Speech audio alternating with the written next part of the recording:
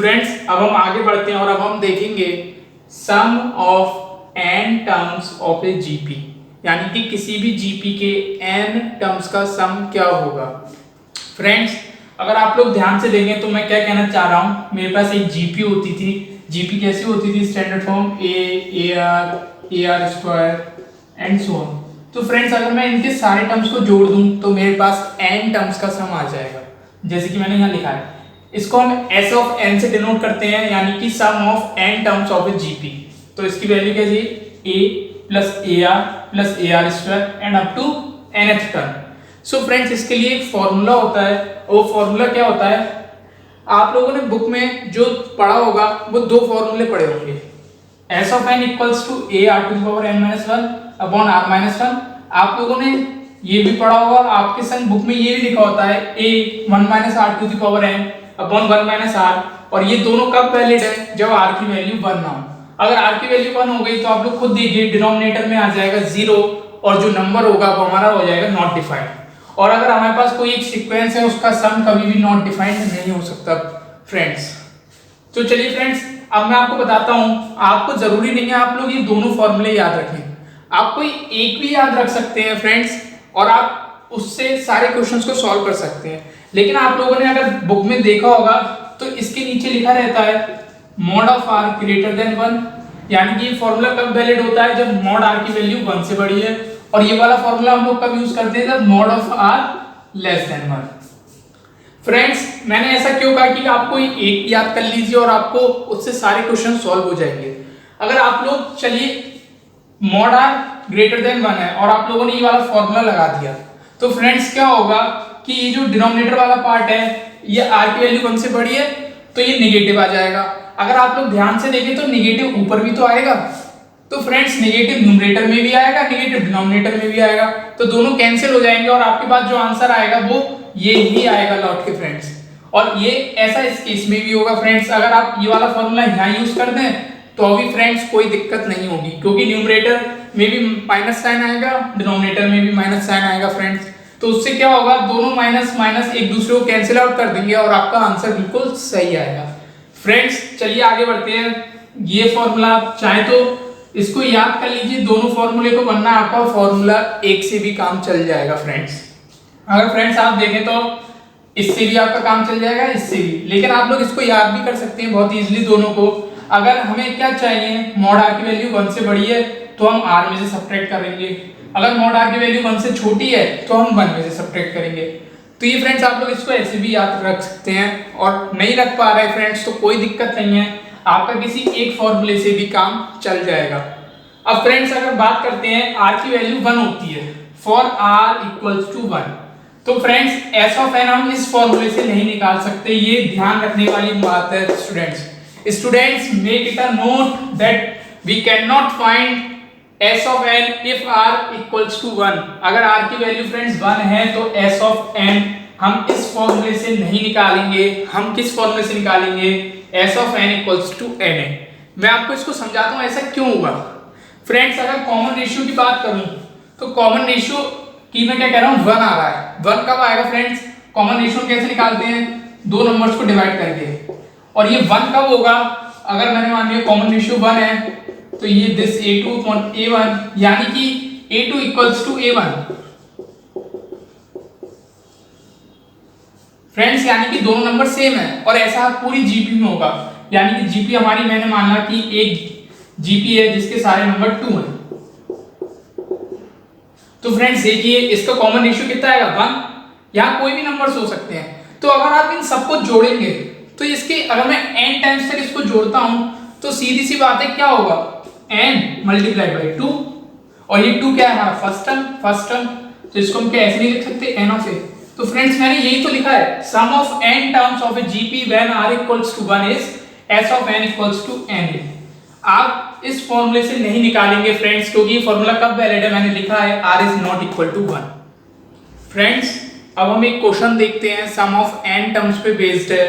तो friends question क्या कह रहा है, find the sum of 7 terms of the GP, और जीपी हमारे पास क्या है 3 6 12, यानी कि इस जीपी के शुरू के जो 7 टर्म्स होंगे उनका सम कितना होगा। सो देखते हैं कैसे सॉल्व करेंगे। अगर आप लोग जीपी को देखें तो जीपी से देखते ही हमें ए की वैल्यू मिल गई 3।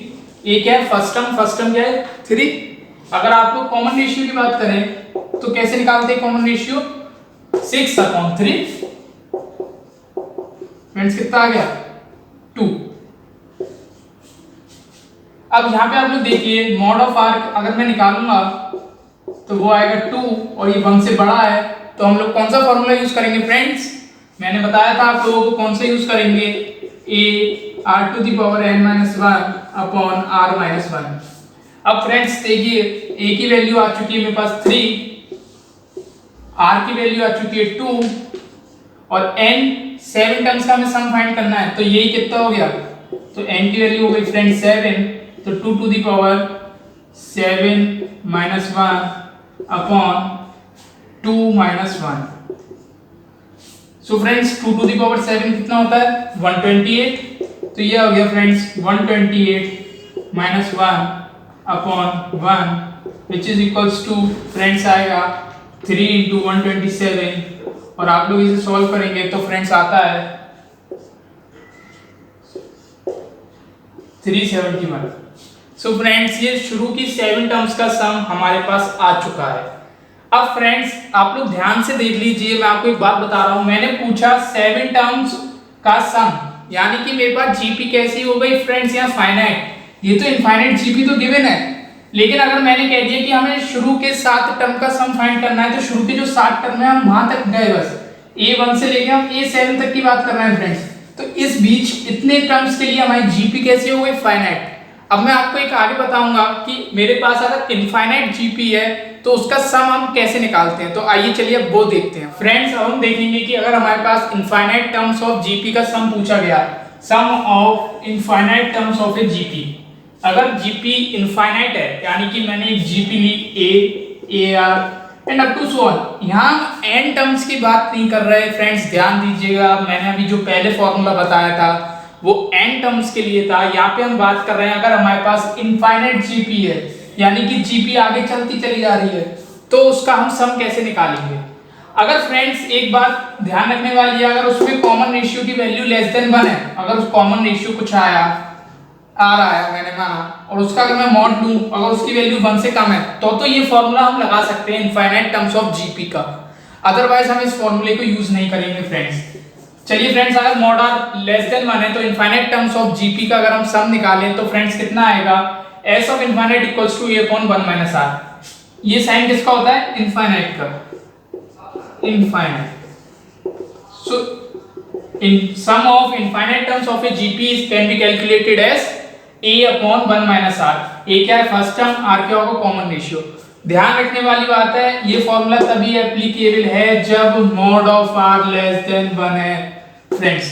अगर मॉड r ग्रेटर देन 1 हुआ तो फ्रेंड्स जो इनफाइनाइट जीपी का जो सम होगा वो इंफिनिटी की तरफ टेंड करेगा, यानी कि हमारे पास कोई एक मैं लूं 2, 3, 4, सॉरी फ्रेंड्स अगर मैं कोई भी एक जीपी लूं 2, 4, 8 अप टू सो ऑन, और अगर मैं आपसे कहूं कि इनका नंबर का सम बताइए तो आप लोग यहाँ पे देखिए कॉमन रेशियो कितना है 4/2 व्हिच इज इक्वल टू 2।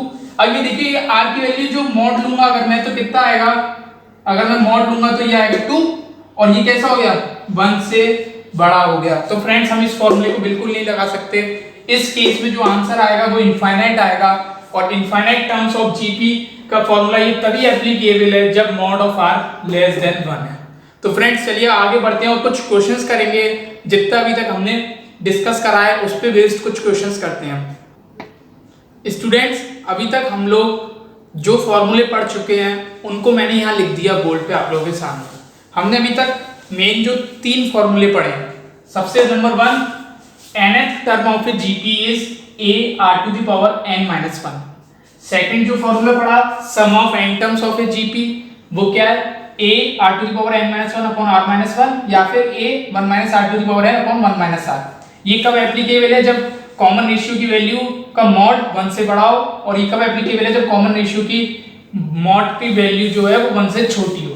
और हमने जो लास्ट अभी पढ़ा था बिल्कुल वो ये था infinite terms of a GP is a/1 - r if mod of r is less than 1। तो फ्रेंड्स चलिए अब दो क्वेश्चन मैं आपको कराता हूं। तो चलिए फ्रेंड्स पहला क्वेश्चन देखते हैं, which term of the GP हमें गिवन है 2 1 1/2 1/4 एंड सो ऑन इज 128। तो फ्रेंड्स आप लोगों को मैं एक सेकंड देता हूं, आप लोग सोच के बताइए इन तीनों में से कौन सा फॉर्मूला लगेगा। फ्रेंड्स मुझे लगता है आप लोगों ने सही बिल्कुल फॉर्मूला चूज करा होगा। और आप लोग देख लीजिए हमें क्या गिवन है, हमें एक टर्म गिवन है, यानी कि फॉर्मूला कौन सा लगेगा ये। फ्रेंड्स सम की तो कोई बात ही नहीं हुई इसमें, तो ये फॉर्मूला तो हम बिल्कुल लगा ही नहीं सकते और ये भी नहीं लगा सकते। तो देखते हैं क्या कह रहा है, विच टर्म, यानी कि हमसे पूछ रहा है n की वैल्यू और हमें उस टर्म की वैल्यू कितनी दी हुई है, यानी कि t ऑफ n हमें दिया हुआ है 1/128। फ्रेंड्स यहाँ पे ये होगा 1/128 1/128। फ्रेंड्स चलिए देखते हैं, a की वैल्यू 2, कॉमन रेशियो की वैल्यू फ्रेंड्स आप लोग यहां से निकाल सकते हैं, कितनी हो जाएगी 1/2।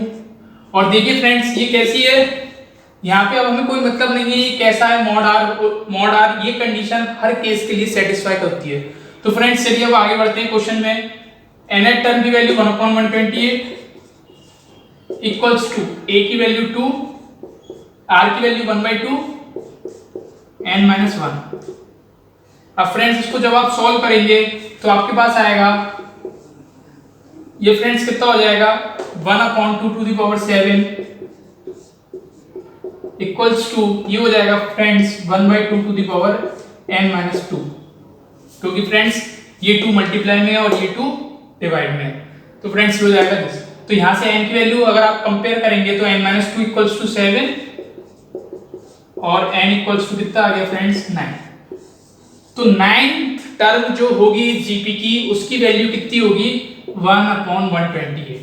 तो फ्रेंड्स आप लोगों ने देखा कि ये कितना इजी क्वेश्चन था। सारे क्वेश्चन इसमें फ्रेंड्स फॉर्मूला बेस्ड होते हैं, आपको बस फॉर्मूला पुट करना है और आपका आंसर सही आ जाएगा। फ्रेंड्स ध्यान रखने वाली बात है, यहाँ पे कहीं सम की बात नहीं करी थी, तो हमारे पास जो फॉर्मूला बचता है वो होता है ये। अब फ्रेंड्स अगला क्वेश्चन देखते हैं, find sum of all terms of the GP. और जीपी हमें गिवन है और आपको बताना है इसकी सब टर्म्स का सम कितना होगा।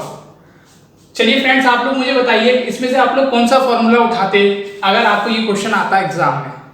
फ्रेंड्स मुझे पता है ज्यादातर लोगों ने ये फॉर्मूला चूज करेंगे, लेकिन फ्रेंड्स ये फॉर्मूला गलत है। मैंने आपसे क्या कहा था, ये फॉर्मूला कब वैलिड है, जब मेरे पास कोई एक फाइनाइट टर्म्स तक सम पूछा जाए। लेकिन उसने यहाँ क्या कहा है, सारी टर्म्स का सम बताना है फ्रेंड्स, ऑल टर्म्स। और ये सारी टर्म्स कैसी है, जीपी कैसी है, इनफाइनाइट तक जा रही है फ्रेंड्स। तो हम कौन सा फॉर्मूला यूज करेंगे फ्रेंड्स ये, और ये भी कब करेंगे, हम जब मॉड आर की वैल्यू चेक करने के बाद। तो फ्रेंड्स चलिए चेक करते हैं, हमारे पास ए क्या है 4 फर्स्ट टर्म, और कॉमन रेशियो हम देखते हैं तो ये कितना आता है 2/4 which is equals to 1/2। तो देखिए फ्रेंड्स अगर मैं मॉड आर लूं तो ये 1/2 ही रहेगा। और देखिए फ्रेंड्स 1 से छोटा है, यानी कि फ्रेंड्स हम ये वाला फॉर्मूला यूज कर सकते हैं यहाँ। तो देखिए फ्रेंड्स इनफाइनाइट टर्म्स का सम क्या होगा, a/1 - r। तो देखिए फ्रेंड्स इसकी वैल्यू कितनी आ जाएगी 8।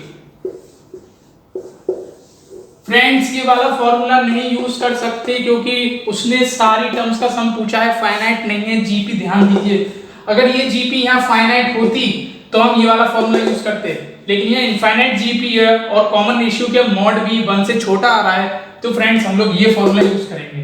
तो फ्रेंड्स देखिए ये दोनों क्वेश्चन हमने कितनी इजीली सॉल्व कर लिए। और फ्रेंड्स मैं आप समझता हूं कि आप लोग भी सारे क्वेश्चंस को आसानी से सॉल्व कर लोगे।